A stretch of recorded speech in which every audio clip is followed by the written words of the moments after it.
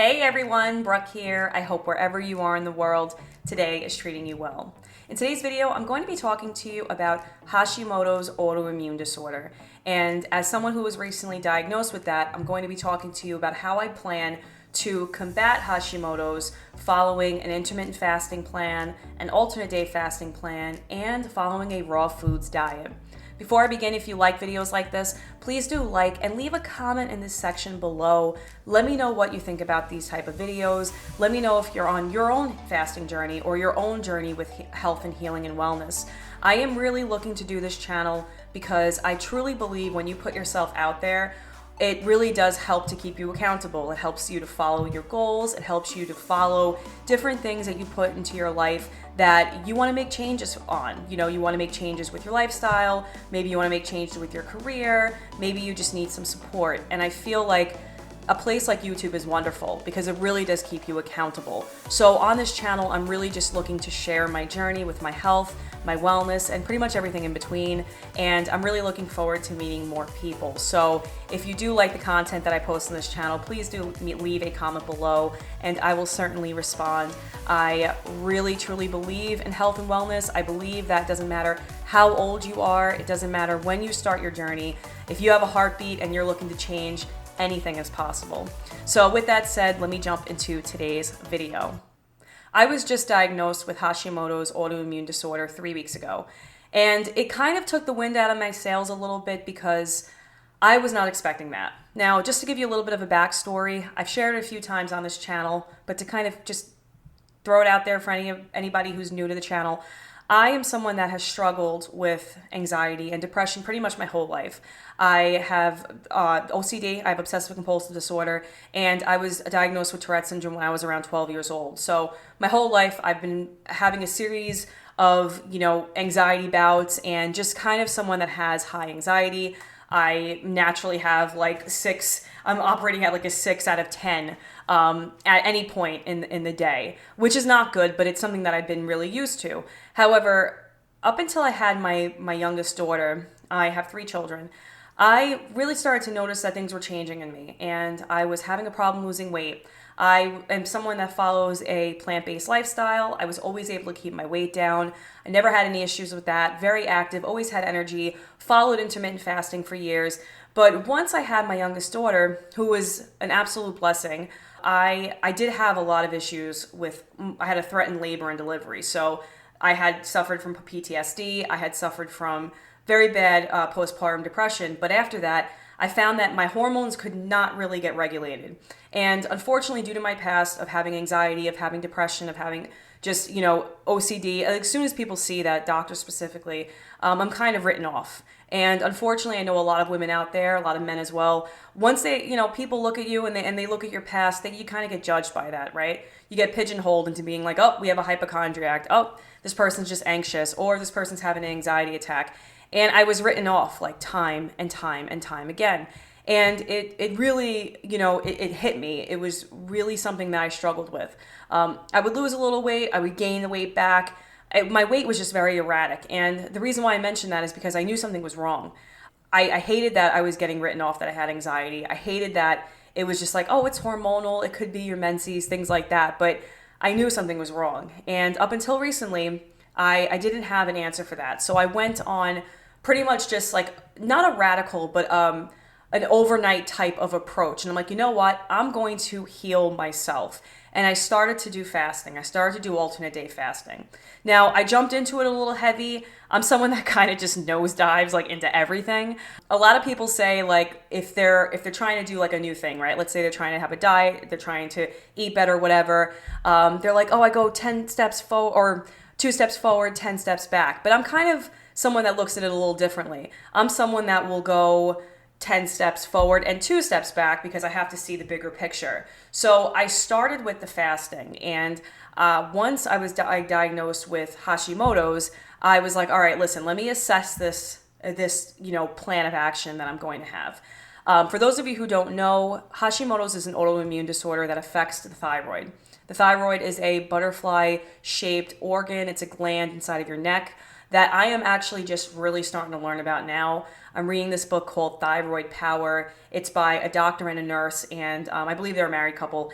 And it is very, very informative. I highly recommend checking it out. Checking out any book you can on thyroid, especially if you're someone that's dealing with hypothyroidism, you're dealing with any type of like hormone irregularities, anything that's just seems a little off, you know what I mean? Like, there's so many things, sleep issues, depression, anxiety, like there's literally like a million things that could be from your thyroid.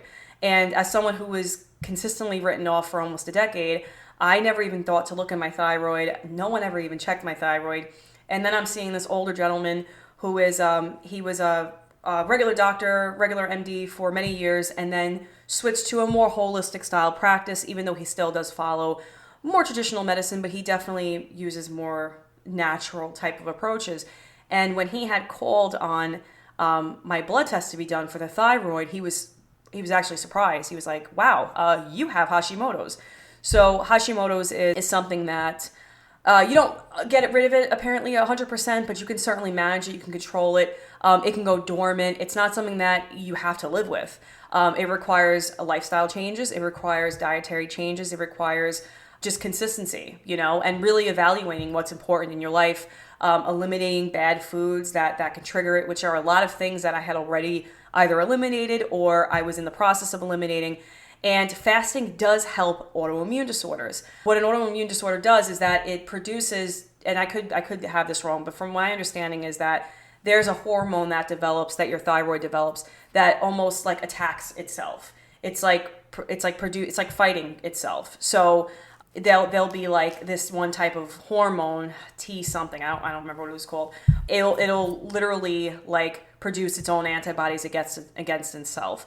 So that's something that when I heard of, I was taken back. I was like, to have like a thing, like to know what it was, to be like, hey, listen, this is your problem, and I'm sorry that you didn't know sooner, was disheartening, because it's like if you have any type of mental distress, physical distress, it's unfortunate that, people will judge you based on that, especially when you really do have a problem. So finding out that I had Hashimoto's was something that was upsetting for me, but I was like, you know what, now I have an answer. Now I can take a step back, see the full picture, and really make my attack plan. So what I'm doing now is it's kind of like a multifaceted approach. I'm someone that's in the trades. I am a plumbing apprentice, and my job is very physical. It's very demanding. I am outside, especially for this job that I'm on right now. I'm outside, I'm in the sun, I'm drinking lots of water, I get hungry, and I'm like, how could I fast if I'm working in this environment? But what I'm doing right now is I am eating predominantly raw foods. I'm not 100% there yet. I'm definitely working my way to that. I am eating raw foods. I'm following intermittent fasting. And then I'm going to be breaking, once I kind of get more used to my medication, I'm on supplements rather, they're not medication. It's like a T150 hormone, and it's for adrenal glands. It's for your thyroid support. You're supposed to take it without food, but it kind of gives me a stomach ache, so I take it with something. But once I'm kind of getting that kind of works itself for a couple weeks, then I'm going to jump back into alternate day fasting with eating a raw foods diet. Now, my plan right now is when I'm doing raw foods diet, it's hard to like calorie reduce. I found that when I do calorie reduce, I get very hungry, and then that's when you can binge. And I think that sometimes, like in my mind, I was like, I'm going to do alternate day fasting only. I'll eat what I want on the days that I'm not fasting, on my feast days rather. But now that a lot of those foods are cut out, I'm not going to be as satiated for as long. So what I'm going to be doing is really getting a lot of smoothies in there, getting a lot of salads, as much salad as I can eat, because for those of you who know, eating a lot of salad is hard. It's your body recognizes it as fuel fast, and it's not something that you can, like a whole bag of chips, you can just rock a whole bag of chips because there's no nutritional value in chips. So your body's searching for the nutrients. So you can eat like maybe not 2 bags, even though I know people in my life that can probably eat 2 bags, but you can rock a whole bag of chips and be like, hey, listen, like I'm still hungry. But with a salad, you get a big bowl of salad, you're like, I'm stuffed. I cannot eat anymore. So my trick is that I'm going to eat as much as I can on my feast days. And then on my fast days, I'm going to do water fasting. I'm probably going to blend like fruit, kind of do a little bit of juicing to just kind of hold me over. But Doing intermittent fasting is something that I'm also going to do. I'm going to implement that once I get a good cycle down with the fasting. But it's not going to be like intermittent fasting, alternate day fasting, and then raw foods. I'm going to play around with the fasting styles. But I do truly believe, and my doctor agrees with me as well, is that I should be fasting a few times a week, especially to help stimulate the thyroid, to help, get it kind of going. It's sluggish right now. Fasting is something that really does help stimulate your body, help stimulate your thyroid, stimulate your glands, helps your body pump blood, start sweating, really start moving, especially when you're working out, and getting that blood flowing to help lose the weight.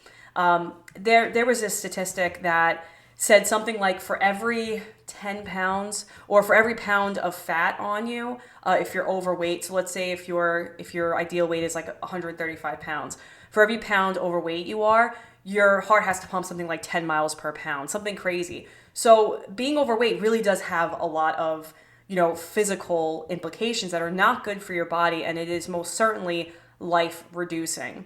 So truly that is my attack plan. I am going to eat as many whole raw foods as possible. I'm someone that does follow a plant-based lifestyle, so I don't eat meat. And I do that for ethical reasons since I was a young kid. It's ironic because I come from a family of, like, my cousins are all hunters and things like that, and it's just something I chose as a child, but so I'm very strict on that. But I am going to eat as much fruits and vegetables as I can, smoothies, and really try to get the calories in. And then I'm really adopting the fasting because I do believe that even if I'm getting all my calories in on one day, I know I'm going to be hungry the next. But with eating raw foods, you're satiated. You really are satiated. And plus you're eating lighter, so it helps you to fast longer, as opposed to when people do their feast days. I've seen people on YouTube that, like, they'll have their feast days and, like, they're eating like Flintstone cereal, they're eating like loaves of bread with butter, and I'm like, and they're fit, right? Because they're young and they're trying to outwork their poor eating habits, but that catches up with you, and that really does tax your organs. So that's what I plan to do, is to really bring the whole foods, raw foods diet into the spotlight. That's something that I followed for several years when I was younger, and it worked so well. And I remember when I had to get my weight up when I was pregnant with my second daughter, and I was like, man, I really don't want to introduce like breads. Granted, I didn't have to do that, but I was only 22. I didn't know all that stuff. So, you can't do what you don't know type of thing. So I was like, maybe if you eat breads, maybe if you eat this, that, and the third. And I went back to eating cooked food, and I gained a lot of weight. But when I was just eating raw foods, I felt good. I didn't crave caffeine. I didn't crave like all of these sluggish foods, because when you're eating a lot of like heavy cooked processed foods, it's not like bringing in energy into your life. When you're eating light foods, even if you're someone that chooses to do like raw foods and eat fish, I mean, I feel like everybody has their own thing, and that's something that you have to decide for yourself. But when I was eating just straight up raw foods, I felt great. So I'm going back to those roots. I'm going to be posting more videos. I actually, I started working right after I found out I had Hashimotos, and with my supplement, like I said, it made me feel kind of sick. And unfortunately, the supplements that I take are not vegan, so I'm not crazy about that, but I really do need like the support. So I'm really going to start like bringing my phone to work and doing little videos then, but I really want to be accountable, and I feel like this is such an important time in my life to get my health together. And I must have known that I was going to find out something soon, because I started this series of videos knowing that like my health, I need a jump start. I need to really get into high gear and get this together.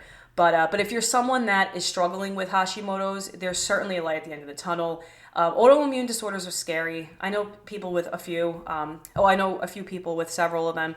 And for example, like Guillain-Barré syndrome. There's a lot of them. My sister has Hashimoto's. Hers is really bad.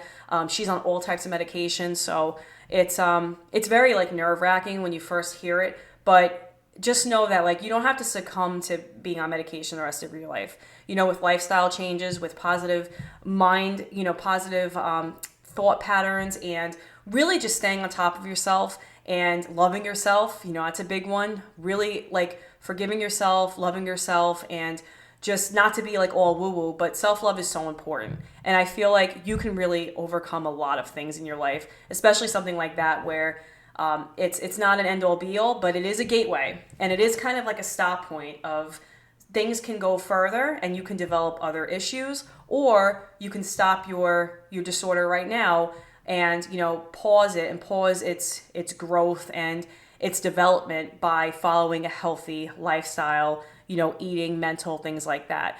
But that's something that I just wanted to share with you all today. I am very hopeful that by continuing to follow a healthy lifestyle, I am going to be able to combat this. And I just really want to hammer in, I'm probably going to do another video on this, about age, because I feel like a lot of people, when they get to a certain age, they're like, well, what's the point? You're in your 40s, that's it, it's all down here from there. And it's like, that's just simply not true. That's simply not true.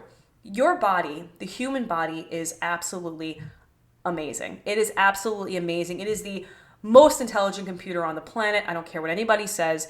Your body is incredible. It's absolutely incredible. And whatever you put into it, whatever you bring into it, whatever you think about, it's true. Like things can come together if you put this information into your body, if you make changes. You know, if you're thinking poorly, you're going to feel poorly. You're going to treat people poorly. If you're thinking more positively, it's going to reflect the way that you are. It just is. You put good food in your body, you're going to feel great. Maybe there's a period of time where you feel crappy because you have the other food, you have all the other sluggish stuff in your body. But I'm telling you, if you really take care of yourself, right? You really put the energy into it, you're going to become a different person. They say like your whole body can change itself within 7 years, right? The heart, new tissues, things like that. It's incredible. Like you can do that for your body. Who gives a damn about your age? Who cares? I absolutely hate talking to young people specifically, and they'll be like, I'm 23. Oh, I wish I was 18. Okay, you're 23, baby. You're young. You're young. Who gives a damn? I'm 35, and people are like, you're getting up there. Okay, good. Because what's the alternative? I'm dead. You know what I mean? Like, I don't give a damn. I lost people in my life that were young, and I feel that age is truly a gift not given to everybody. It just is not. And I think that the older we get, you have to be like, you know what? I'm going to be the strongest that I've ever been. I'm going to challenge my 20-year-old self.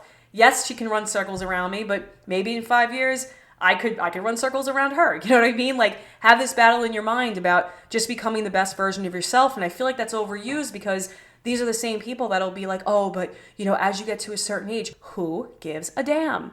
You have your life. If you have a heartbeat, you're blessed to be living.